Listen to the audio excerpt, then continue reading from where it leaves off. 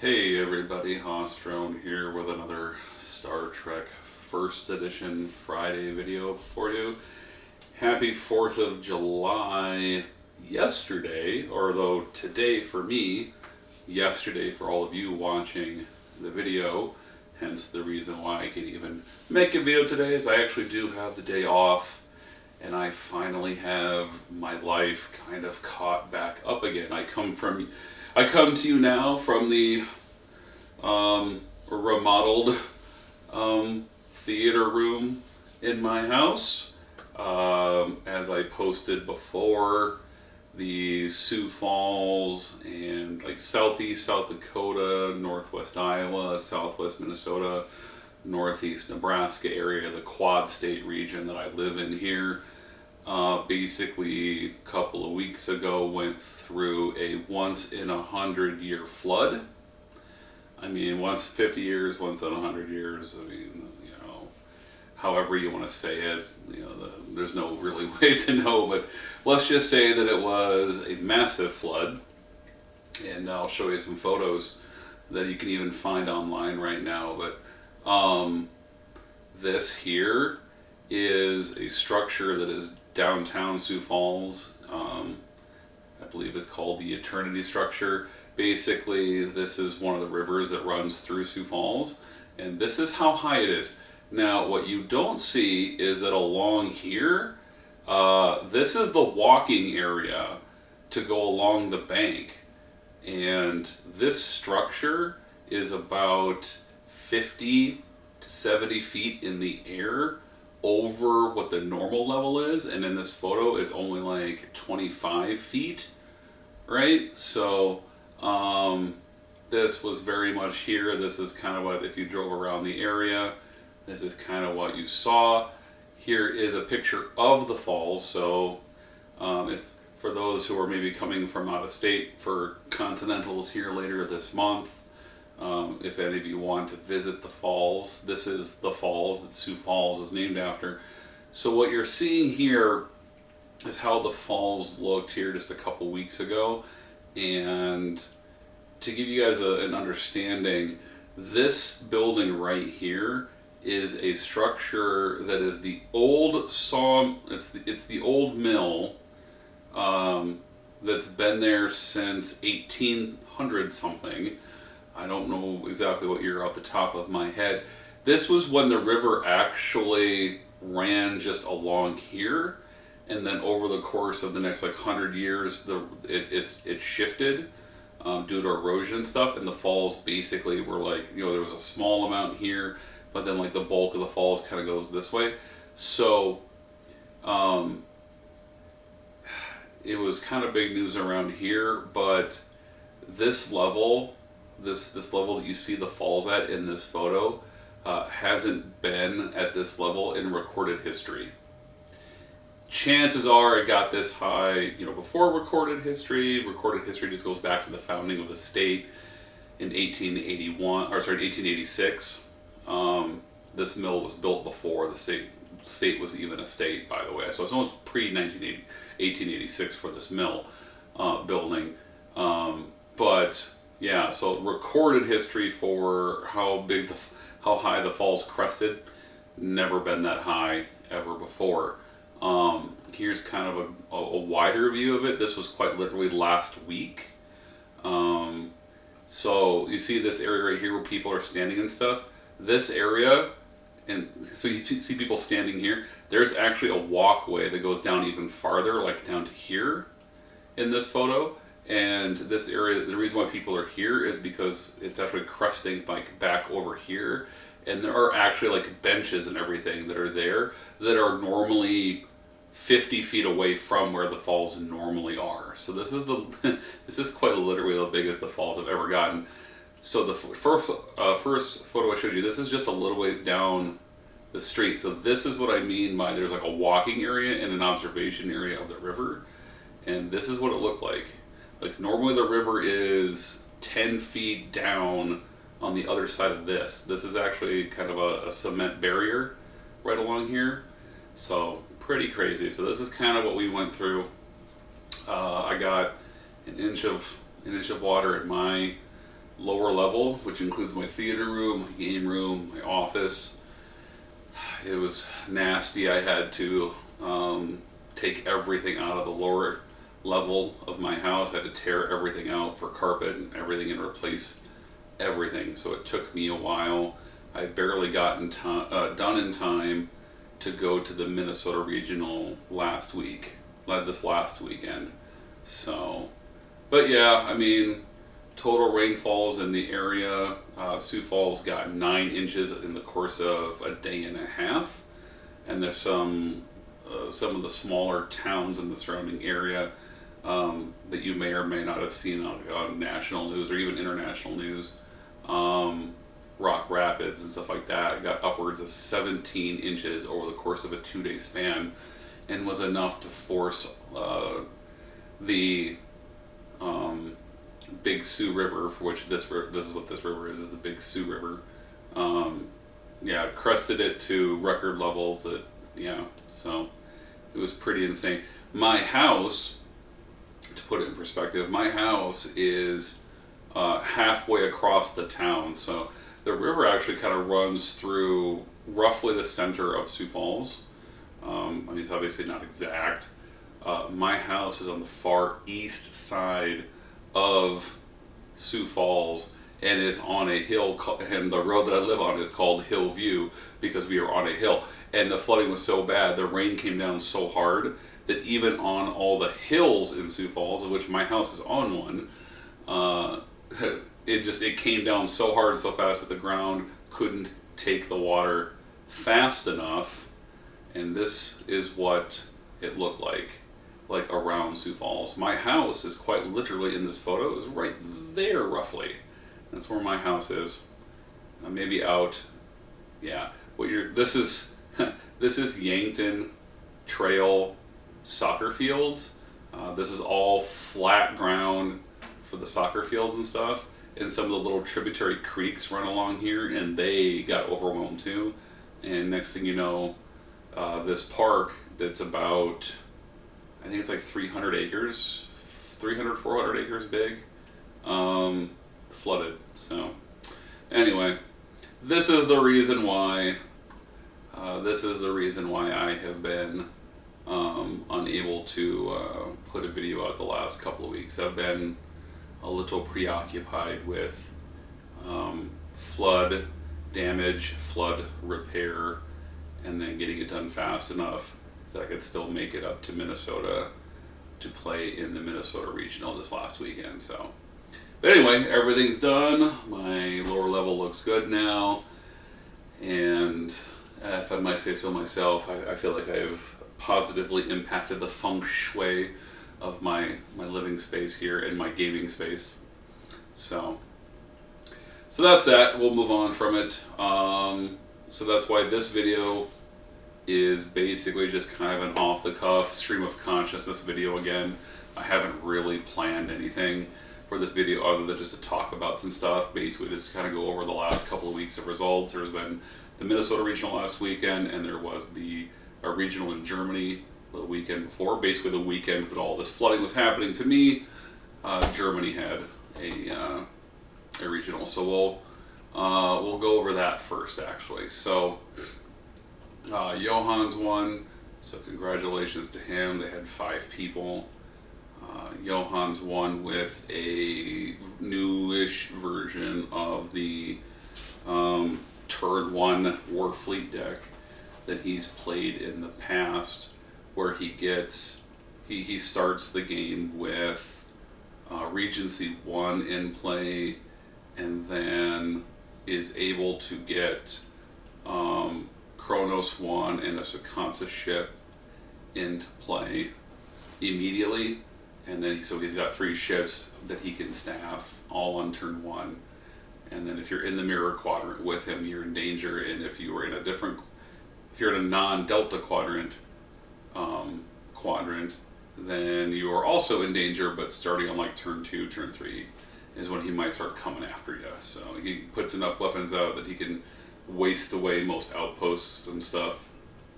I think he gets enough into play that he can waste Deep Space Nine Terok Nor as well, if I remember correctly. I forget the math on it, but I think he can.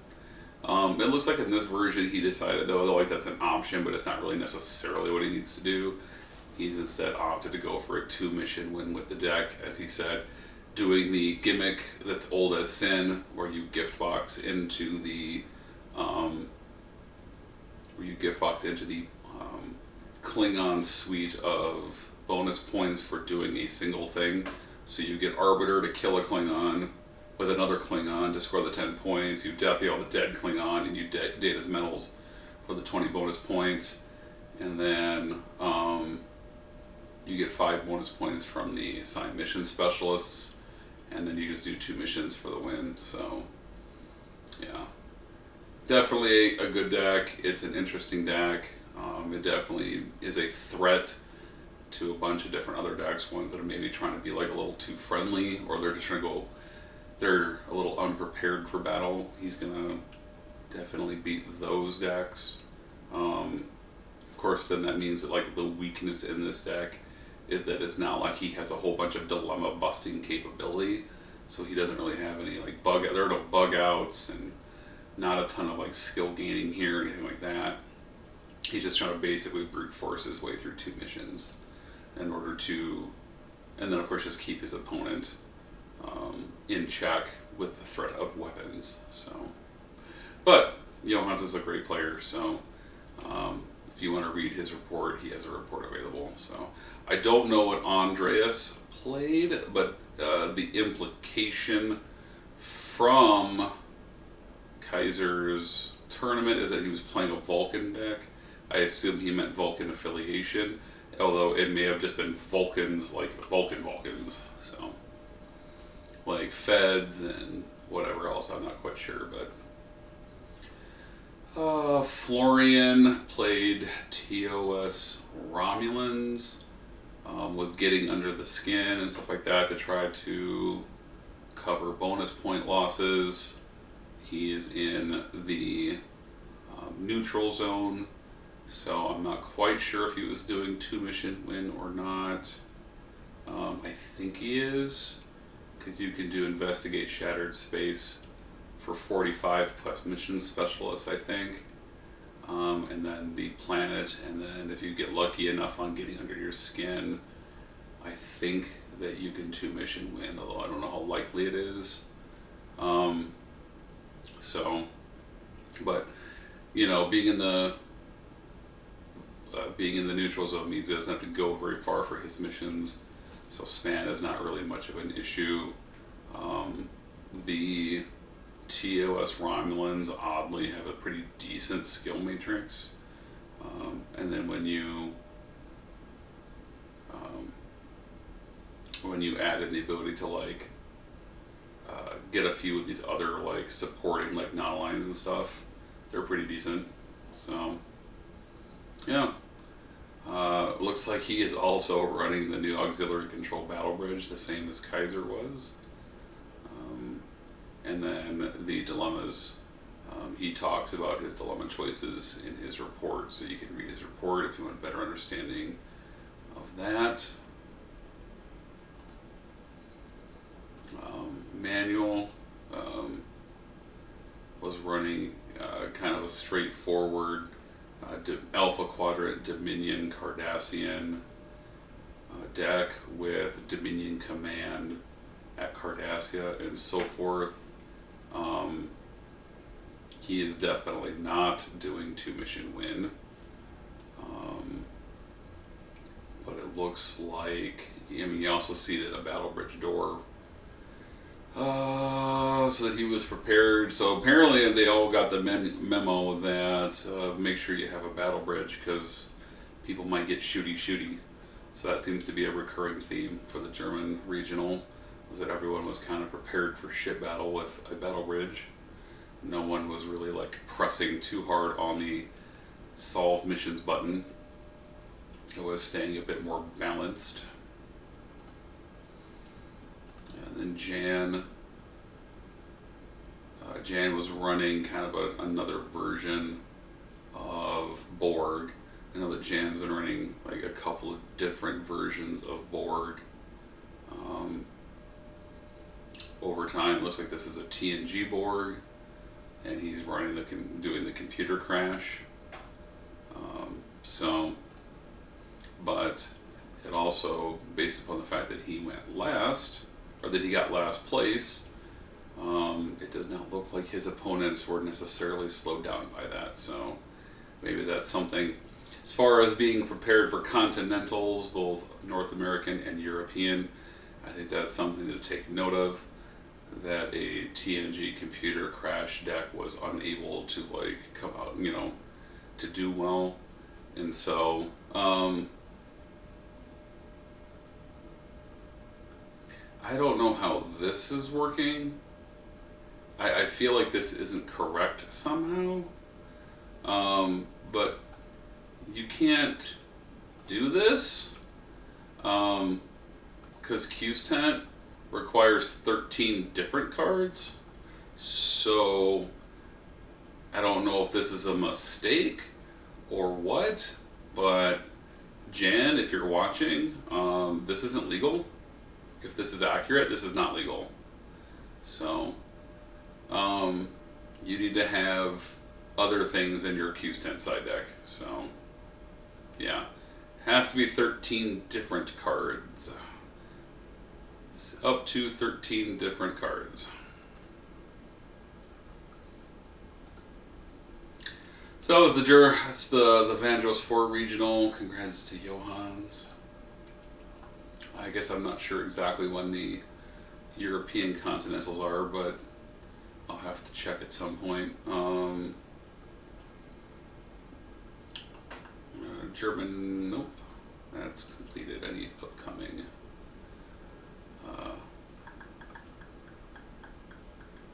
All events, first edition. Yeah, here it is. August 17th. August 17th. Kaiser Fest 7. The Inquisition.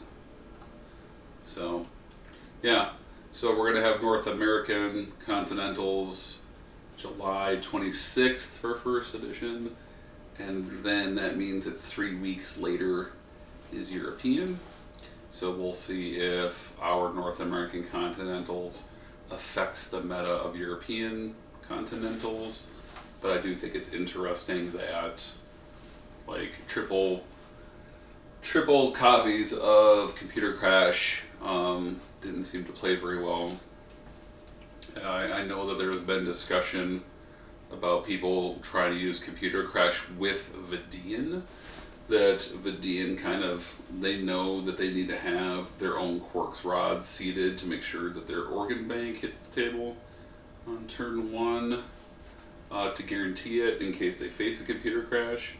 I think that reason alone is reason, and then of course Vidian's kind of after that. I don't really worry about it. So I just don't think Computer Crash is well set in the meta right now.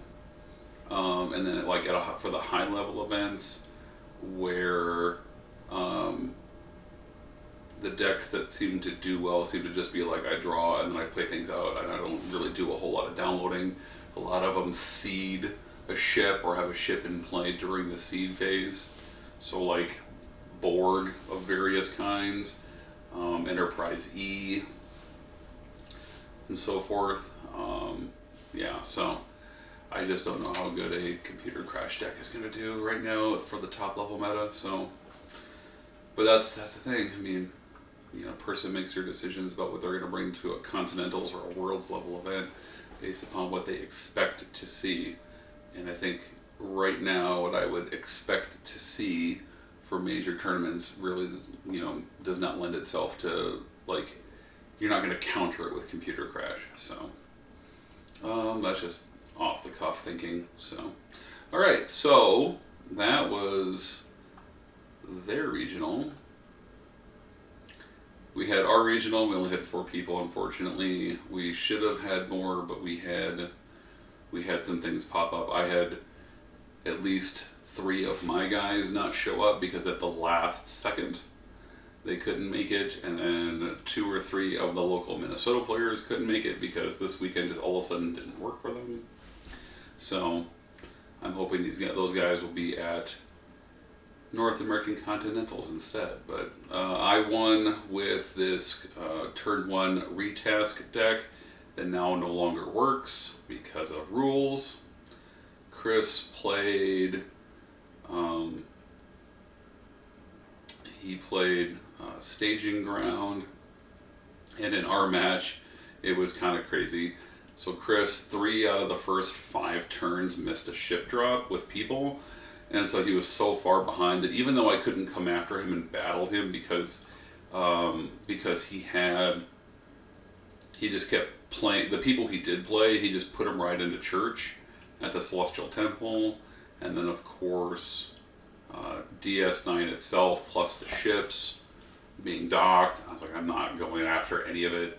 So I was able then to basically just kind of like go fast, push through a duplicated mission, because we duplicated a planet mission, and I was able to push through that while Chris was held up with a bad draw.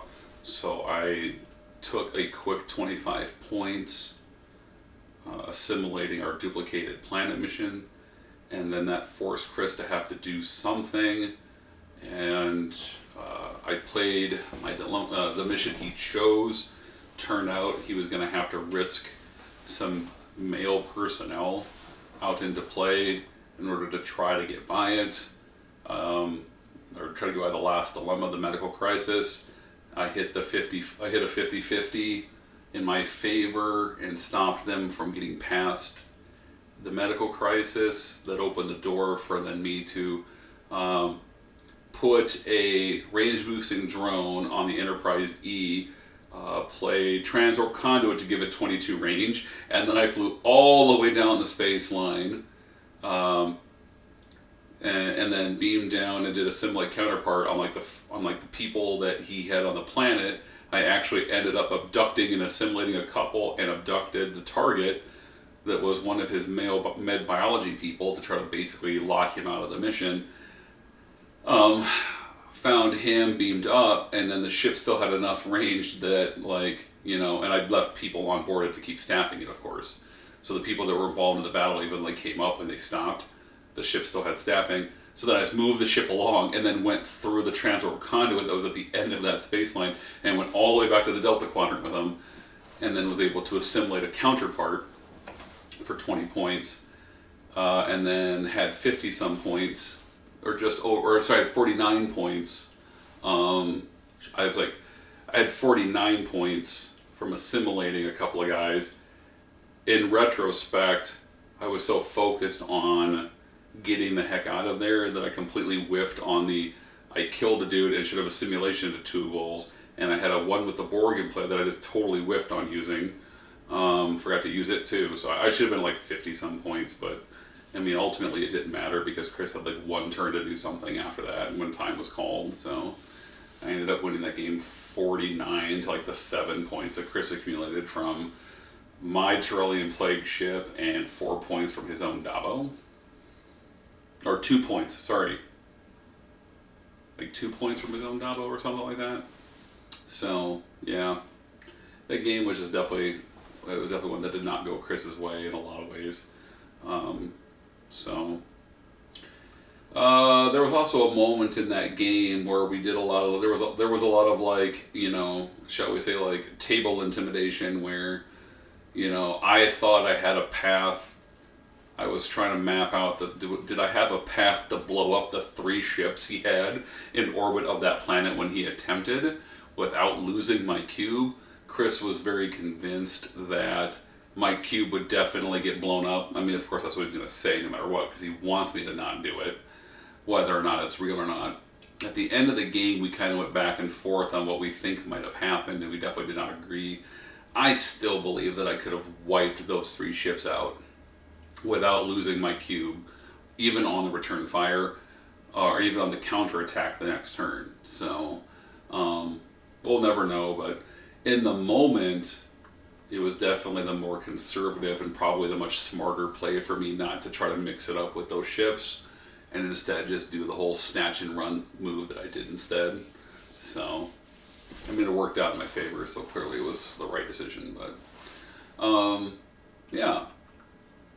When I played against Jason, that one was funny because it was my first round game, and Jason had this big first turn where he had like 5 or 6 free plays on the first turn, and yeah, he had like 3 or 4 minimum, if not 5 free plays on that first turn. Drew a bunch of cards with both temporal shifting and temporal almanac, and did the transporter mix-up move and exchanged the people that a lot of the people he'd free played, exchanged them for their opposite versions. And his first turn took like 10-15 minutes. And at one point, Jason was like laboring over and out whether he was going to attempt a mission on the first turn. He's like, I feel like I gotta go because I feel like this game is over. I haven't had a turn yet. I have not had a turn. And I'm laughing at Jason that he's just the threat of my board deck just made him like so angsty that he basically was like, turn 1, I haven't even had a turn. He's like, I feel like this game is almost over already. In hindsight, he was actually correct because I did the turn 1 retask, and I was in his quadrant. Then, of course, on the first turn, and then on turn 2, played out some additional stuff, and then wailed on his people and took most of his people on turn 2. So Jason did only get 2 turns before I basically wailed on all of his people. And then after that, it was just yeah. Interesting thing that happened was that Jason used the Tantalus Field to kill the Assimilate counterpart target that I had stolen. So he used his own Tantalus Field to kill his own guy. But that ended up ultimately being too greedy because it was obviously unique. So he pitched 3, and he ended up pitching both of his isomagnetic disintegrators off the top of his deck. And so then he was locked out of his very small deck was locked out because I'd either assimilated or killed most of his people on like turn 2, turn 3. So yeah, that game was in fact a bit of a rout, and so Jason was actually probably correct that the game was like on turn 1, it was pretty much almost over already. He just didn't have any answers for aggro Borg in that deck. So, and then against Ben, he was playing mostly holograms. And so I didn't even really bother with worrying about trying to come after him.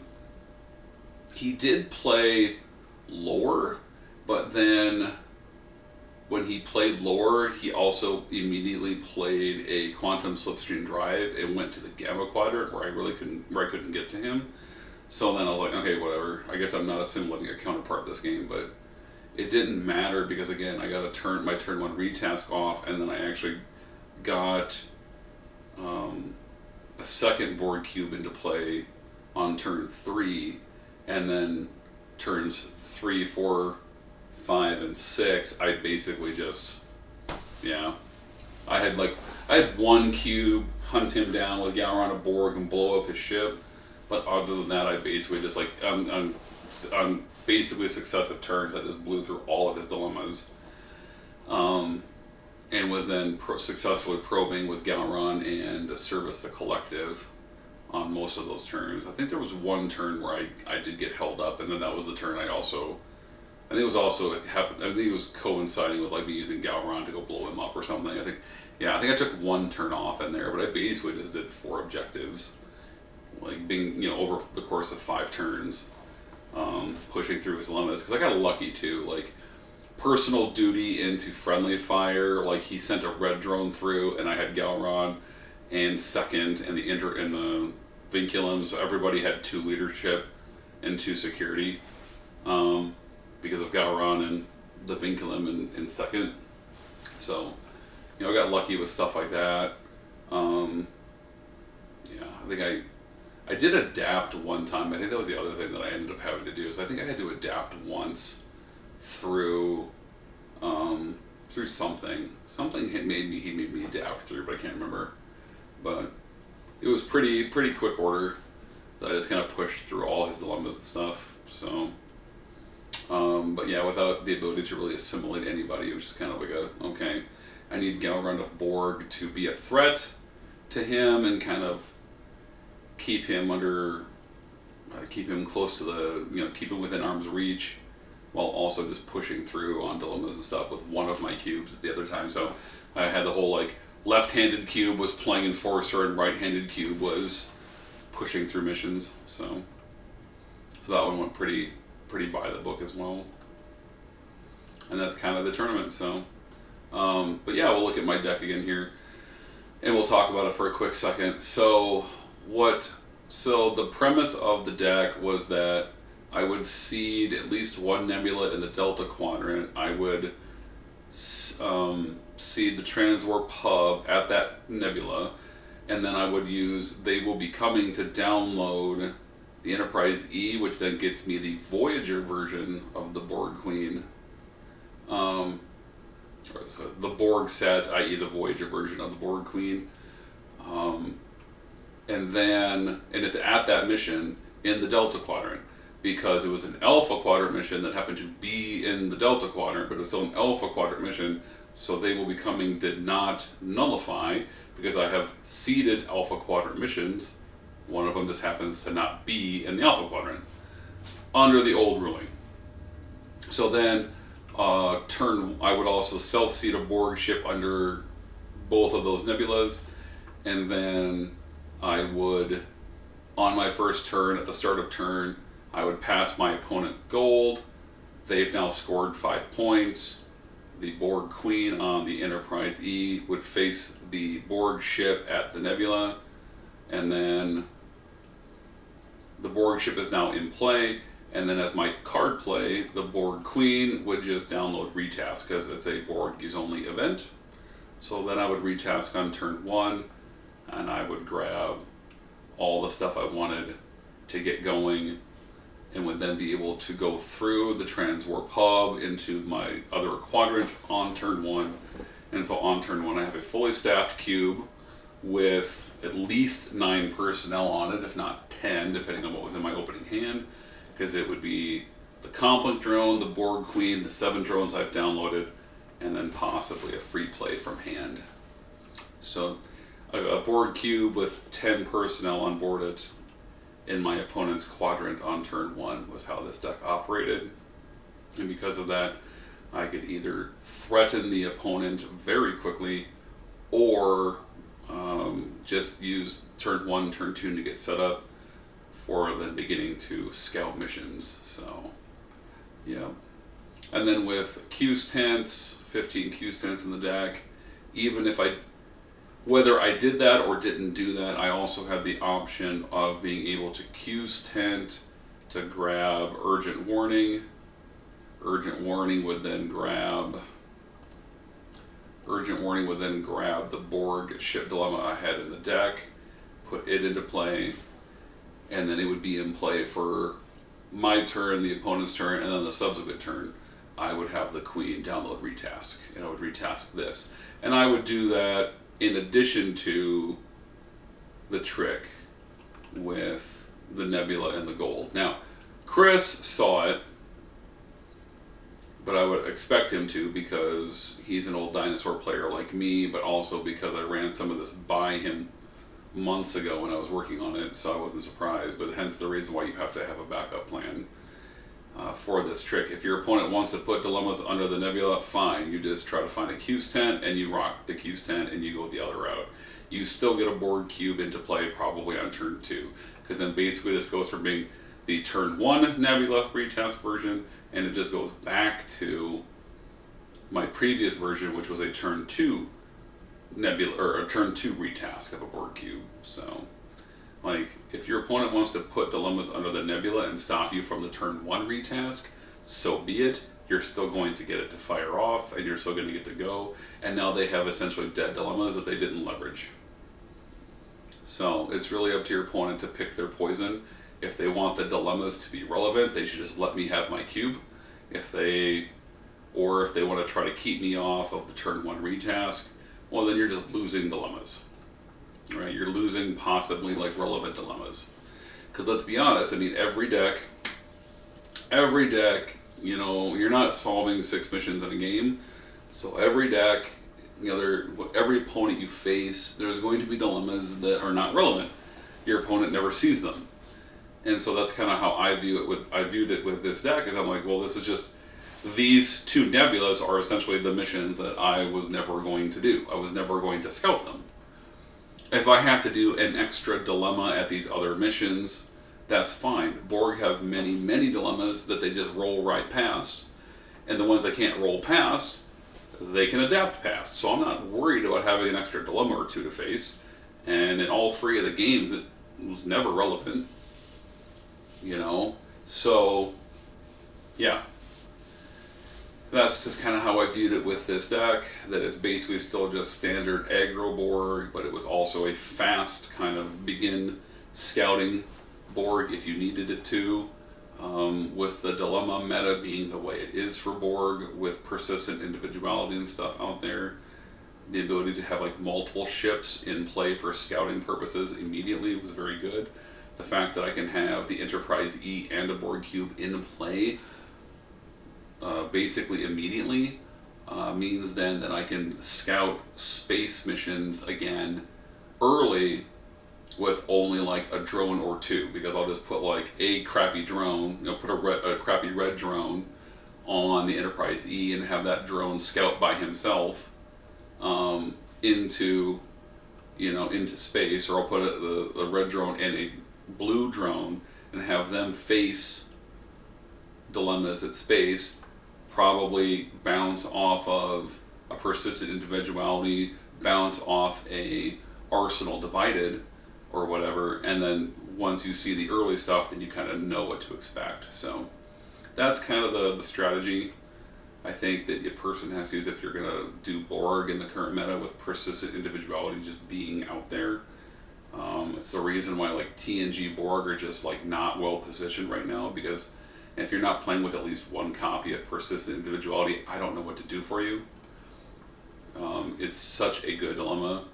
It is a great setup for against everybody else, and it is a great hammer against Borg. So it's a multifunctional tool. So whether you use one or use two is up to you. There's a lot of decks that just kind of blow through it without too much difficulty. So, and even like Borg, like the Borg opponent who is then prepared is not going to be hurt too bad by persistent individuality. So, I don't know whether or not you want to use two or if you want to use one. I was using two for a variety of different reasons, but there's a lot of reasons why you may only want to use one. But I just highly recommend persistent individuality right now in the current meta. So, but yeah, this is what I played. That's how you play it. It is no longer legal. If you check this link, you can see, you can find out why. Basically, the nebulas, under the new rule, the nebulas are now a Delta Quadrant mission because they got seeded in the Delta Quadrant. And so now they will be coming will nullify, so that doesn't work anymore. So, at least not in the Delta Quadrant anyway. So, yeah, the deck as I designed it doesn't work. So, you'll no longer be able to like do this in the Delta Quadrant with a nebula. So, yeah. But anyway, so that's that deck. That's pretty much everything. Again, North American Continentals are here in about 3 weeks. If you are not planning on coming yet but are interested, make sure you reach out to me or to Chris. We will do anything and everything we can within our power and within reason to try to get people to come out for this event. I know that we have quite a few from outside the state, outside the region, who are flying in, and I'm hoping more fly in than those. I'm hoping for a few more like total surprises, people that were like last second, you know what, sure, let's do it. So if you're watching this video and you're thinking about it and it's just like, I just don't know that I could afford the flight and the hotel, reach out to me, because if that's what's holding you back, I can find a place for you to crash where you don't have to pay for a hotel. Can't do that for everybody, but I can do it for a few people. And if it's the thing that's holding like one or two people back from coming, just let me know. Reach out to me. Just DM me on the boards. Shoot me a text message to my personal phone. Whatever you need to do to reach out. I know that ticket prices are coming down. National News talked about it just the other day, that Airline tickets are down 5% this year from last year. Hence the reason why so many people are actually traveling this weekend for 4th of July, because ticket prices are coming down for airlines and stuff like that. So anyway, hope to see a few of you there. Please like and subscribe to my channel if you haven't already, and may the profits be with you.